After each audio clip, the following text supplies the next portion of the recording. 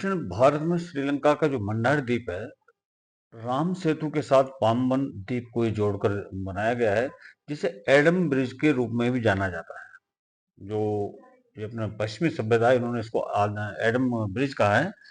ये जो पुल है, ये फ्लोटिंग लाइमस्टोन की सोल्ट से बना हुआ है। और ये पुल जो बड़े जलमार्ग गर्तों की एक श्रृंखला की तरह दिखता है, कि बहुत लंबे पर्वतों की एक श्रृंखला है ये जलमार्ग के अंदर में, नीचे में पानी के। और ये हिंद महासागर के उथले पानी के अंदर में है। रामायण जैसे जो हिंदू धर्म ग्रंथ हैं, उसमें बड़े स्पष्ट रूप से उल्लेख मिलता है कि इस पुल का निर्माण भगवान राम और उनकी सेना द्वारा, जो उनकी वानर सेना थी या बंदर पुरुषों द्वारा किया गया था। ये उस टाइम पर एक जनजाति रही थी, और शायद ये अभी भी वो कहना मुश्किल है, लेकिन अगर कोई चीज है तो कल थी तो वो आज भी जरूर है, चाहे कम संख्या में क्यों ना हो। ये उनके द्वारा किया गया था। याद रखें कि रामायण लगभग 5000 साल पहले लिखा गया था महर्षि वाल्मीकि के द्वारा, और ये उन्होंने राम जी के पैदा होने से पहले ही लिख दिया था। इतिहास के उस समय में ऐसा कुछ बनाना, जिस तरह से कि राम सेतु है, एक अलौकिक उपलब्धि थी। मतलब उस समय पर आज की जैसी कोई टेक्नोलॉजी नहीं थी, लेकिन फिर भी समुद्र के अंदर में भगवान श्री राम ने इतना लंबा एक पुल बनाया। इस वीडियो के अंदर में हम भगवान राम के अस्तित्व के बारे में नहीं कहेंगे, कि जिस तरह से लोग कहते हैं कि वो थे या नहीं थे, काल्पनिक है क्या, बहुत सारे इस टाइप के मिथ्स हैं इस देश के अंदर में।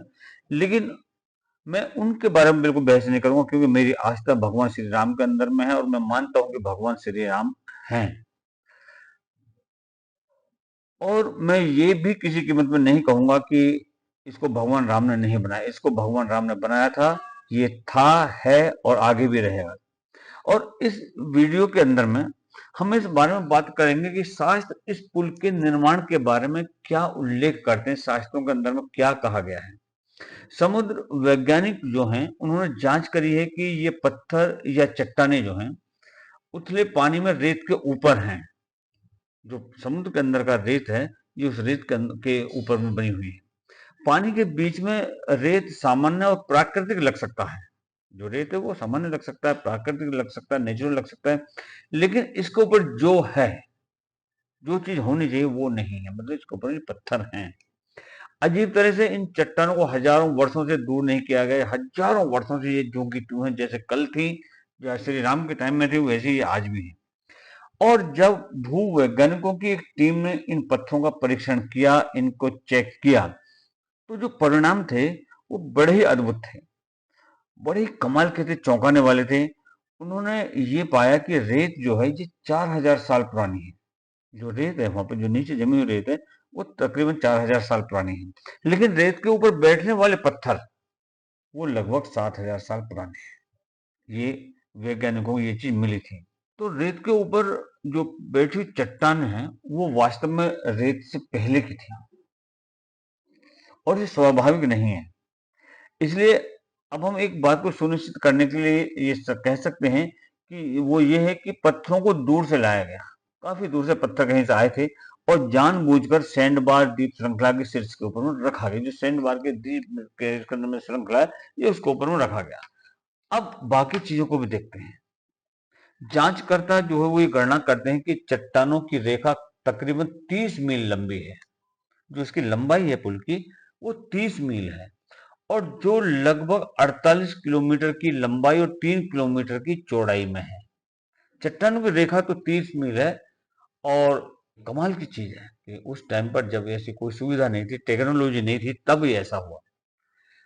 बाकी और भी इसको पहलू देखते हैं कि वानर सेना के सदस्यों में एक नल नाम का वानर था, जिसे विश्वकर्मा के जैविक वंशज के रूप में भी जाना जाता है, और जो सर्वोच्च वास्तुकार हैं, बहुत बड़े आर्किटेक्ट रहे हैं।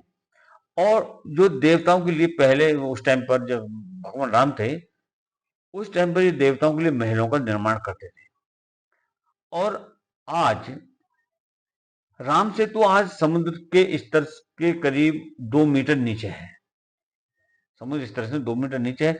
जब ये पुल बनाया गया था, तो ये समुद्र तल से कम 1 मीटर ऊपर होने की इसकी संभावना थी, कि 1 मीटर ऊपर होगा। इसके अलावा जब पुल बनाया गया, तो समुद्र वर्तमान समुद्र तल से 3 मीटर या 9 फीट नीचे रहा होगा।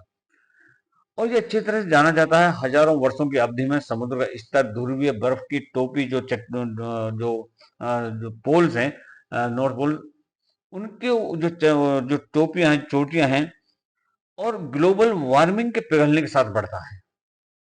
इस प्रकार चट्टानें पानी में डूब जाती हैं। किसी भी मामले में राम सेतु का एक विस्तार से सर्वेक्षण किया गया है। अच्छी तरह से नियोजित और ठीक से निर्मित पुल है, जो कि कई हजारों वर्षों तक रहकर समय की कसौटी पर खड़ा उतरा है, खड़ा हुआ है समय की कसौटी पर। सबसे पुरानी मानव निर्मित संरचना जो आज भी मौजूद है। ये हिंदुओं का सबसे महत्वपूर्ण तीर्थ है, जो मर्यादा पुरुषोत्तम श्री राम में उनके विश्वास को मजबूत करता है और मनुष्य को सिखाता है कि कुछ भी असंभव नहीं है, ये सब कुछ इच्छा शक्ति पर होता है। और जो लोग ये कहते हैं कि भगवान श्री राम ने या राम से ने ये राम सेतु नहीं बनाया था, तो मैं उनको कहूंगा कि ये क्या है, किसने बनाया है? ये क्या आपके बुजुर्गों ने बनाया है? अगर भगवान राम ने नहीं बनाया, लोगों ने तो राम सेतु के लिए इस देश के सुप्रीम कोर्ट में एफिडेविट तक दिया था कि ये राम सेतु नहीं है, ये काल्पनिक है। लेकिन आज नासा ने साइंटिफिकली इसको प्रूव किया है कि ये है। अभी इतना ही, अगले वीडियो में फिर मिलते हैं, तब तक के लिए जय हिंद, जय भारत, जय श्री राम।